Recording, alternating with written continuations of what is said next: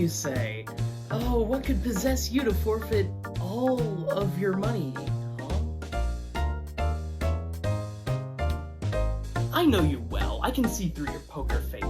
I call your bluff. All in. Read 'em and weep 'em. A straight. Guess the pot's as good as mine now.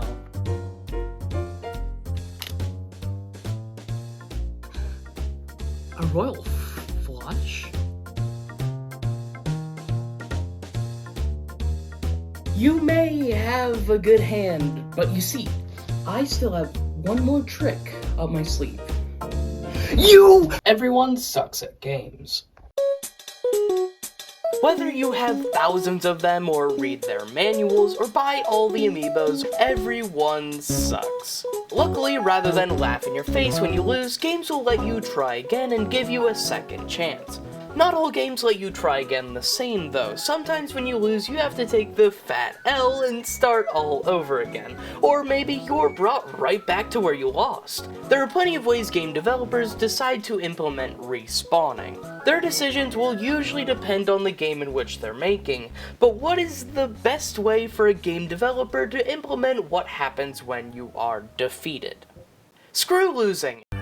It's not like I'd ever lose in a game anyways. Of course, excluding Pokemon Black and White. What about just not having any losing in a game whatsoever? Without any factor of losing or taking any major setbacks, it can really help the player continue going, without feeling that existential dread to put down the controller, as a game where you risk major progress when you lose would give you. It's simple for a light experience and lets you make a lot of progress. As good as it may seem, I've found that when I'm not punished for making mistakes, it really leaves me with no resistance to shove myself into a pile of spikes. Making sure that the player is left to reflect why shoving their face into a pile of spikes was a bad idea may be ideal. So to truly punish the player for their dim-witted failures, let's abolish every inch of their progress and drop them right back to square one. If we did this, they'll be sure not to mess around. They'll be so afraid of failure that they won't fail at all. No, I don't know why every single game designer in the 90s thought that way, but your games aren't any more fun when you add this notorious mechanic you call a challenge. It's true that many games implement this hardcore mechanic into their games, but not only are they optional, but for players who got to experience the game easier beforehand who would like a challenge with their newfound skill. Of course, not all games throw you back to the start when you accidentally press A at the wrong millisecond. Most games nowadays have save spots or checkpoints letting you resume your play there when you lose or leave. But it's interesting when we take a look at how different games will approach these save spots. For example, Skyward Sword may want you to find a goddess statue to save, while Breath of the Wild lets you save wherever you please, or where Mario 64 takes you back to the castle after a game over, while Mario Odyssey respawns you to the nearest checkpoint in the kingdom. Or how in Minecraft you're brought back to your bed after depleting your health, while Terraria brings you back to your bed. I swear these are two separate games, please believe me. Now, for those of you who've been around for the classics like Atari Pac-Man, Mario 64, New Super Mario Bros., Math Blaster in the Prime Adventure, and of course, the Super Mario Bros. Power-Up card game, you would be familiar with lives. Taking lives is a clever mechanic that originates back in the caveman times of video games, and is even used occasionally in newer games like Splatoon 2 or Rain World. Even so, it's evident that lives have become a thing of the past, and it may be due to the fact that after your lives are up, what's stopping you from playing again after looking at the game over screen?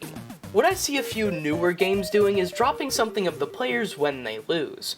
Whether it's your entire inventory or just a select few items, it's an effective way of punishing a player for taking the wrong step. The best way I've seen this done is in select Metroidvanias where you lose all of your currency when defeated, and must venture back to where you perished without dying again to regain your money. However, I don't think many people, including myself, were ever happy when we lost our most prized possessions just for making a small mistake. Which is why me and the boys always play with keep inventory on. As a matter of fact, losing progress in a video game is one of the largest reasons people stop playing a particular game. There are some games with consistent checkpoints like Celeste or Undertale, while other games like Cave Story or Rain World keep me up at night trying to beat. But don't worry, I don't have any long-lasting grudges towards them. Most other games have fairly placed checkpoints, so what's the right way to place checkpoints in a game? Well, if you want to give what I believe the best way to respawn, there shouldn't be save points. Why lose progress when you lose? All it does is demotivate the player. What I always see performed best is when games set you back, but without losing any major advances that they made before losing. Setting a player back so that they can reflect on their mistakes while not losing the progress that they've made is the best way that a game could come by trying again.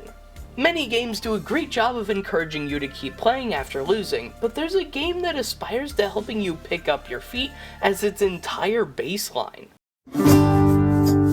Hades is your everyday rogue game, taking you to the pits of hell where your goal is to make it to the surface in one piece, but attempting to almost always results in defeat. But this is where I find the best kick out of this game. When you return to hell after your trip, your experience, currency, discoveries, and overall progress is kept with you even after losing, allowing you to use the experience that you've gained in your previous run to benefit you for the next.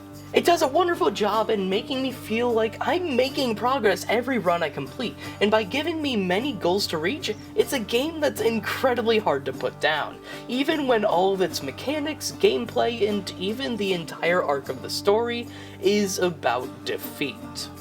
There seems to be a theme going on here. Games tend to focus a lot on trying to get you to play them again, even after you fail.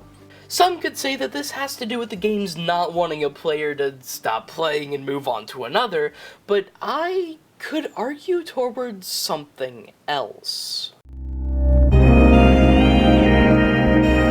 Picture yourself playing your favorite game, a game you're good at perhaps, and you just got a game over or out of lives and got hit or lost in any way, and the game is now asking you if you'd like to continue.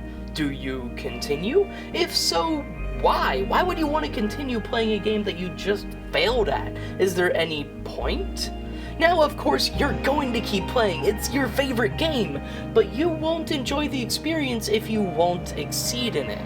I hope you guys can see what I'm going for here. When you make a mistake, you can learn from it, reflect on your past actions, and find out how you can approach the situation better.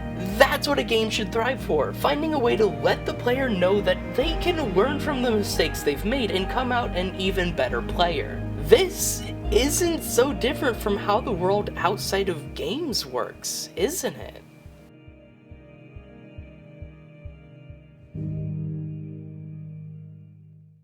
I have a vivid memory from my childhood being tempted to stop playing Wind Waker after almost getting all of the pieces of the Triforce without saving, only for the plug on the console to get ripped out from under me. When this happened, did I continue and make up for the progress that I lost? Yes. Yes, I did, because great games like these give me the courage to continue and try again, even after I failed. I hope that all of you watching find great games that give you the encouragement to try again. And until next time, thank you for listening.